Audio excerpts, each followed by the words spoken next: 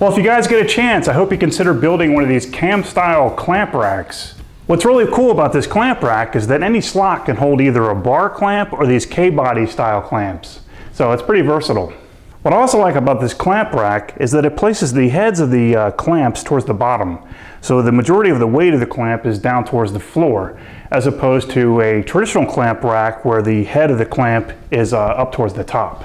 Hey, why not subscribe to my YouTube channel? And while you're at it, check out some of my other videos. Thanks for watching, guys.